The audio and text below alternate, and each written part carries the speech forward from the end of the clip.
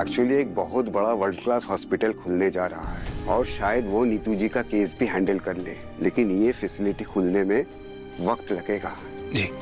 इसलिए वो नीतू जी का इलाज अपने पुरानी बिल्डिंग में करेंगे। कोई प्रॉब्लम नहीं है, जिससे आपका खर्चा भी थोड़ा कम आएगा। हाँ, पर याद रहे सिर्फ कुछ दिनों के लिए नीतू जी को स्टेबल रखा जा सकता है। हाँ प्लीज, आप लोग सर्जरी के लिए पैसों का इंतजाम करिए।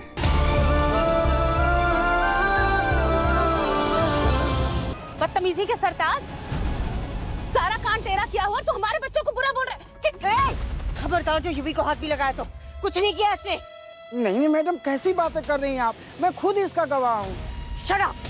अपनी बकवास बंद करो। जो भी नुकसान हुआ है ना तुम्हारा, सारे पैसे दे दूंगी। तेवर देखो इस तोता परी के। तुझे क्या लगता है तू सबको पैसे देकर सबका मुंह बंद कर देगी? मैंने ये मामला यहाँ ठंडा नहीं होने दूंगी। आप ना प्लीज शांत, मन्नत, प्लीज गुड्डी जी शांत हो जाओ। बच्चों का मामला है, जो हो गया सो हो गया, अब रहने दो, बस करो आप लोग। तू कह रही है मन्नत, इसलिए छोड़ रही हूँ इसे।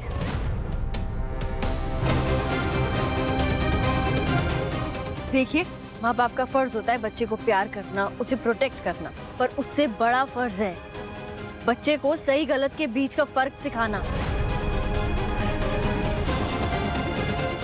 उसे डांटना, फटकारना, टोकना अगर वो गलत है, ताकि वो दोबारा ऐसी गलती ना करे।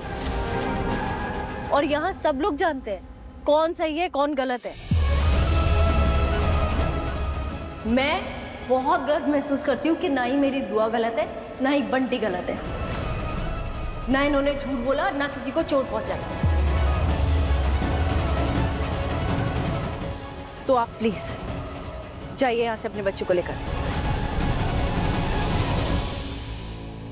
मुझे तो इतना ज्ञान दे दिया मन्नत, पर ये सोचा कि विक्रांत क्या करेगा जब विक्रांत को पता चलेगा कि तुमने और तुम्हारी बेटी ने युवी के साथ क्या किया।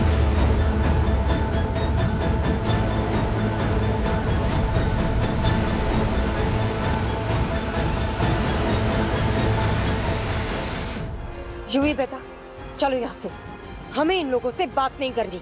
चलो। नो, आप बड़ी को कॉल क्यों नहीं कर रहे हो? बताओ उन्हें क्या हुआ है मेरे साथ, पता चलना चाहिए उन्हें।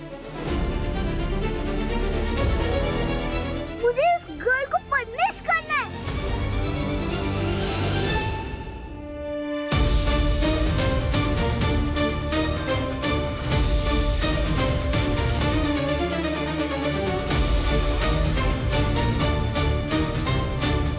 मैं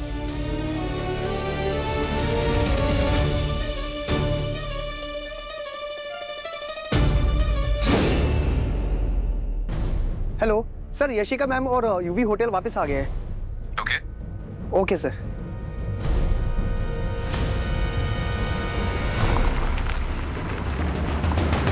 दुआ, चलो। अगर मैं ये वीडियो इंटरनेट पे डाल देता ना, तो वायरल हो जानी थी। मम्मा, मुझे आइसक्रीम खाना है। बाद में बेटा। मन्नत जी, आप यहाँ पर, मैं कब से आपका फोन ट्राई कर रहा हूँ, आपका फोन ही नहीं लग रहा था। इसी से पूछिए।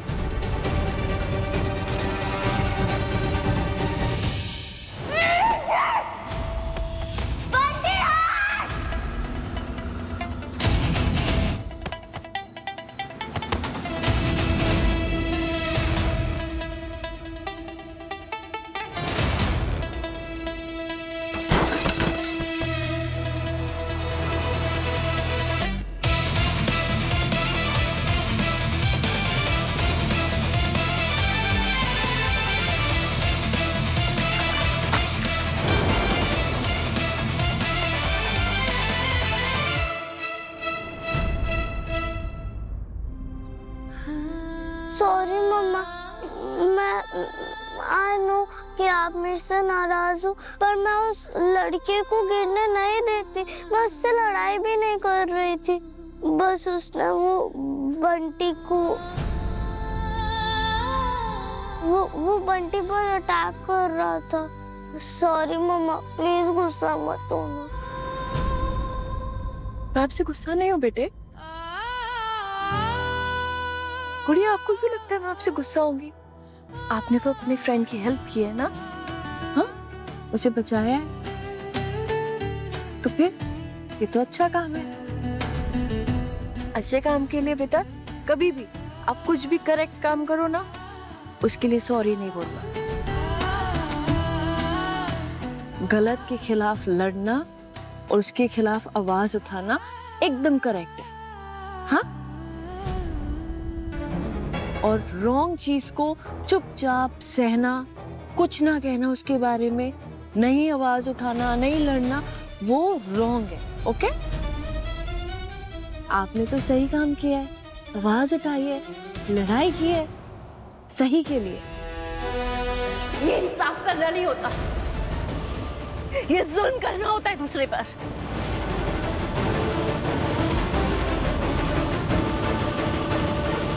और हाँ, आपकी अमीरी आपको कोई हक नहीं देती गरीब पर जुल्म करने का।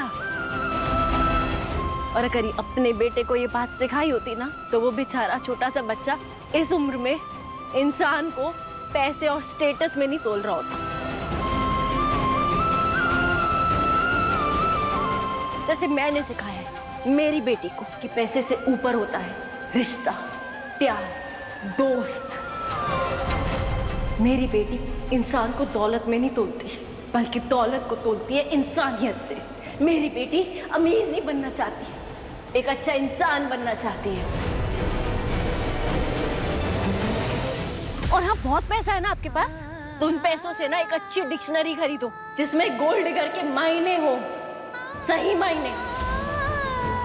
गोल्ड डिगर वो होता है जो अपने ऐशो आराम के लिए, अपनी सहूलियत के लिए अमीरों को लूटता है, उनका इस्तेमाल करता है। गोल्ड डिगर वो नहीं होता जो मेहनत से 2 वक्त की रोटी कमाकर लाचार माँ बाप को सहारा दे, उन लाचार माँ बाप को जिन्हें उनका मतलब ही बेटा भुला बैठा। नहीं देने ना पैसे, नहीं करनी मदद, मत करो। आपकी दी हुई मदद ना हमें रास भी नहीं आएगी। पर अगर मेरी बेटी के खिलाफ आइंदा एक लफ्ज बोला ना, तो दांत तोड़ के हाथ में दे दूंगी।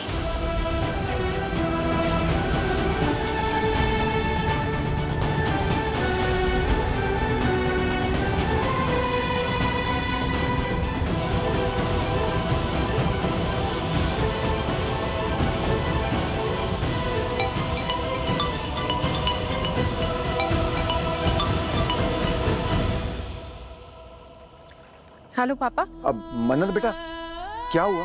धैर्य ने बताया तुम उस आदमी से मिलने गई हो, पैसे मिले ना? वो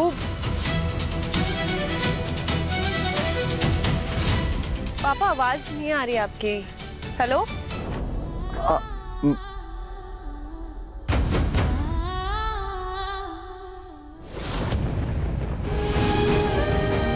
मैं तो माँ के इलाज के लिए पैसे लेने गई थी, पर विक्रांत से लड़ाई करके वापस आ रही हूँ, वो भी खाली हाथ। क्यों पापा जी, क्यों आप बार बार उस इंसान से मेरा सामना करवाते हैं? क्यों?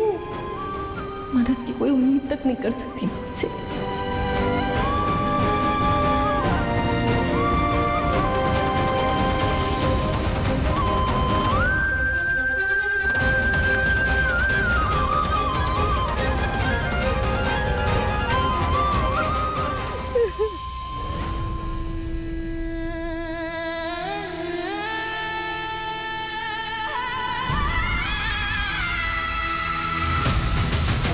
एक रास्ता तो है,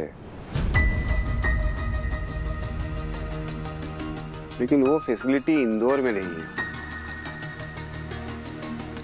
अच्छा, 1 मिनट, मैं कंफर्म करके आपको बताता हूँ।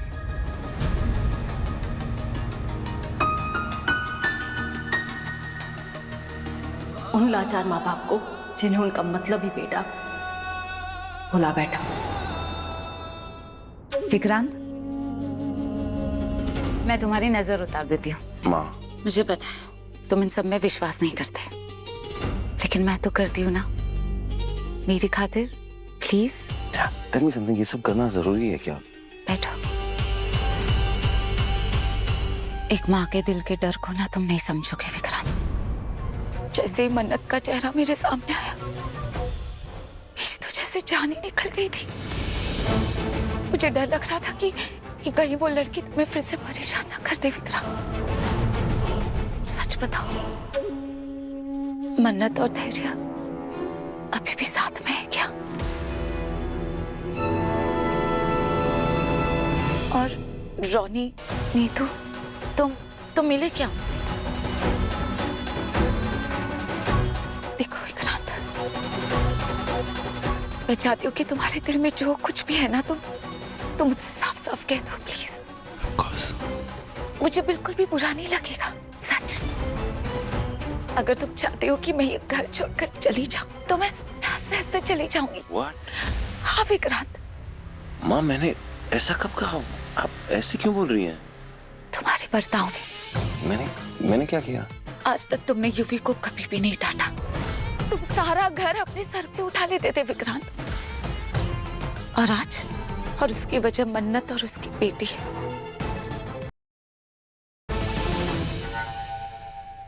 बस इसी बात का तो मुझे डर था कि कहीं वो लोग तुम्हें मुझसे दूर ना कर दे।